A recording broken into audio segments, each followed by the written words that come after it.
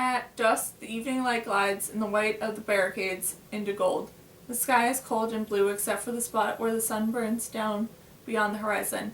That's when we gather more of us each day. One person tells two people, and two tell four, and increase exponentially, and within a few weeks it begins we have to think of as an outbreak in our town. I don't know who started referring to this place at the gallery, but the name caught on, and I'm glad people cared enough to name it.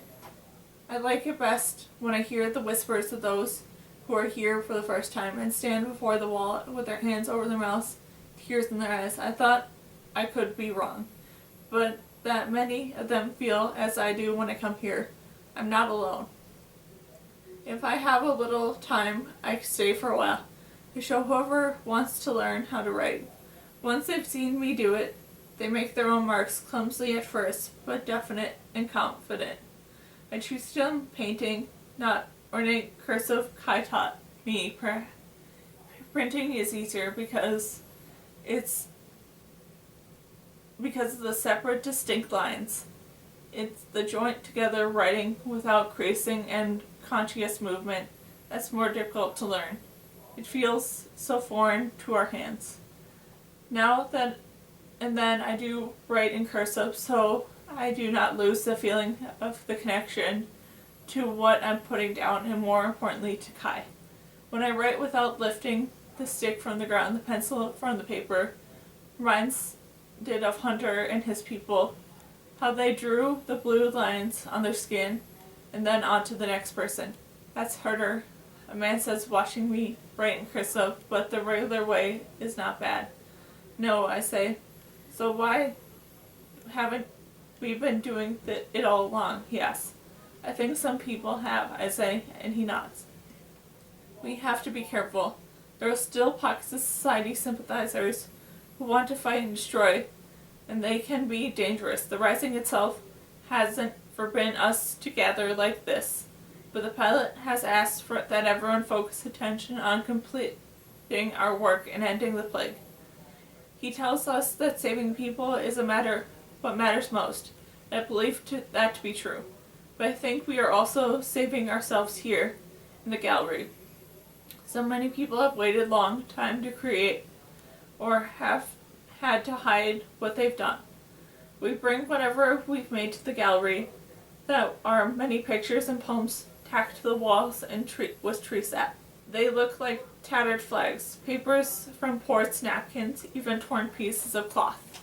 There is a woman who carves patterns onto pieces of wood and then darkens them with charred ash and presses the woodcuts against the paper, imprinting her own world on ours. There is a man who must have been an official once, who has taken all his white uniforms and found a way to turn them different colors.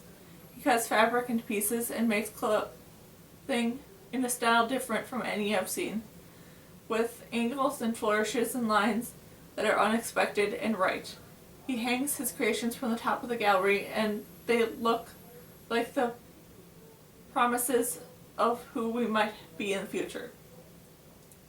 There is Dalton, who always brings artwork in and is beautiful and interesting, fashioned for pieces of other things.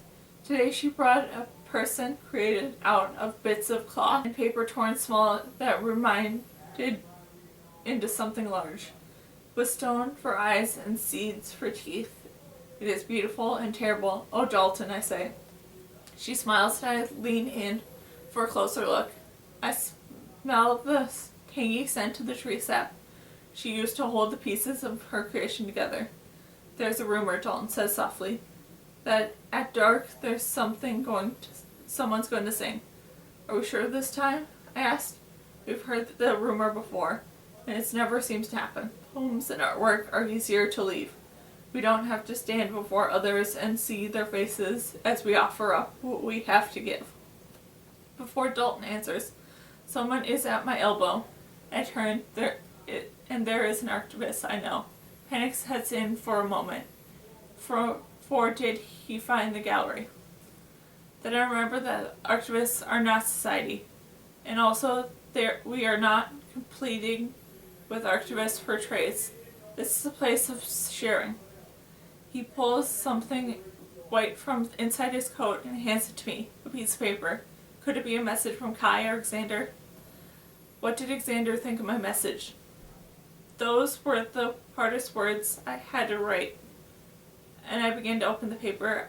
Don't read it, Archivist says, sounding embarrassed. Not when I'm here. I wonder, could you put it up sometime after I leave? It's a story I wrote. Of course, I promised him. I'll do it tonight. I should have assumed he was only an archivist, but of course he might be something to add to the gallery too. People come to us asking if there's any value of what they've made.